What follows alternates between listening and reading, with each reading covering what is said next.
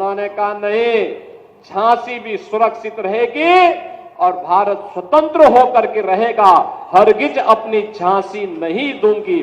और इसीलिए तो हर भारतीय के मुंह से निकल पड़ा, खूब लड़ी मर्दानी वो तो झांसी वाली रानी थी। हर दूसरे तीसरे दिन दंगा होता था। बहनों और भाइयों, इन दंगाइयों का उपचार ही डंडा है, बिना डंडे के मानेंगे नहीं। आप देख रहे होंगे बंगाल जल रहा है, वहां की मुख्यमंत्री चुप है, दंगाइयों को शांति दूत कहती है। अरे लातों के भूत बातों से कहां मानने वाले हैं। लेकिन सेकुलरिज्म के नाम पर इन लोगों ने दंगाइयों को दंगा करने की पूरी छूट दे रखी है। पूरा मुर्शिदाबाद पिछले एक सप्ताह से चल रहा है, सरकार मौन है।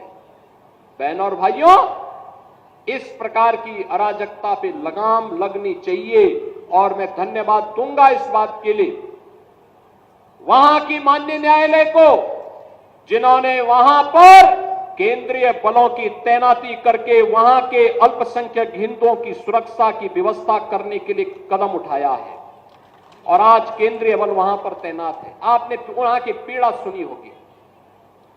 सब लोग मौन है, कांग्रेस मौन है मुर्शिदाबाद के दंगों पर, कांग्रेस मौन है, समाजवादी पार्टी मौन है, टीएमसी मौन है।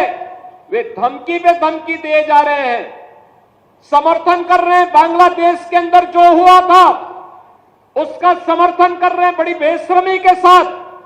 अगर उन्हें बांग्लादेश अच्छा लगता है तो उनको बांग्लादेश ही जाना चाहिए। क्यों भारत की धरती पर बोझा बने हुए हो, क्यों भारत की धरती पे बोझा बने हुए हो। हम आभारी हैं प्रधानमंत्री मोदी जी के और गृह मंत्री अमित शाह जी के, जिन्होंने वक्फ संशोधन अधिनियम को पारित करके गरीबों की जमीनों पर, सार्वजनिक जमीनों पर पड़ने वाली डकैती पर लगाम लगाने का काम इस अधिनियम, संशोधन अधिनियम के माध्यम से पारित किया है। अब ये जमीन जो वापस आएगी, बहनों और भाइयों, इसमें हॉस्पिटल बनेंगे, इनमें गरीबों के लिए मकान बनेंगे, हाई राइज बिल्डिंग बनेगी, यहां पर स्कूल बनेंगे, विश्वविद्यालय बनेंगे, निवेश के लिए लैंड बैंक बनेगा। लेकिन किसी को जमीन पर कब्जा करके गुंडागिर्दी करने की छूट अब नहीं मिलेगी। इसलिए लोग परेशान हैं, क्योंकि जमीन के नाम पर जो लूट थी वह रुकने वाली है और उसलिए इन लोगों को परेशानी है।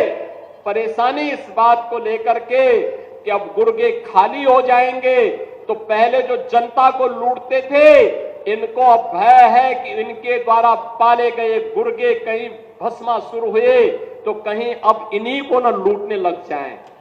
इनके द्वारा अकूत संपत्ति जो अर्जित की गई है उसी पर डकैती न डालने लग जाए। इसलिए उस भय के कारण ये वक्फ के नाम पर जनता को बेवकूफ बनाने का काम कर रहे हैं, जनता की आंखों में धूल झोंकने का काम कर रहे हैं, गुमराह करने का काम कर रहे हैं। लेकिन गुमराह होने की आवश्यकता नहीं। हमें देश के संविधान पर, बाबा साहब भीमराव अंबेडकर के द्वारा बनाए गए संविधान पर विश्वास करना है।